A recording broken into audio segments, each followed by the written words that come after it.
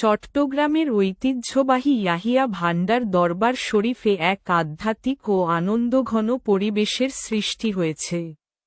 আমির ভান্ডার দরবার শরীফের সাজ্জাদানশীল ও খলিফায়ে আল মাইজভান্ডারী আহলে সুন্নাত ওয়াল জামাতের সাবেক মুখ্য উপদেষ্টা, চিশতিয়া কমিটির সাবেক চেয়ারম্যান আশেকে রাসূল হজরত শাহ ইয়াহিয়া আল আমিরি আল মাইজভান্ডারী এর চতুর্থতম বার্ষিক ওরস শরীফ ধর্মীয় ভাবগাম্ভীর্য ও মহাসমারোহে অনুষ্ঠিত হয়েছে।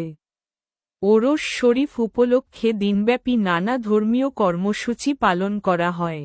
কর্মসূচির মধ্যে ছিল বাদে ফজর খতমে কোরআন ও খতমে গাউছিয়া শরীফ, বাদে জোহর খতমে বুখারী শরীফ, বাদে মাগরিব নাতে রাসূল পরিবেশন, এছাড়া বাদে এশা থেকে সারা রাতব্যাপী মিলাদ মাহফিল, সেমা মাহফিল ও তাবারুক নেওয়াজের আয়োজন করা হয়।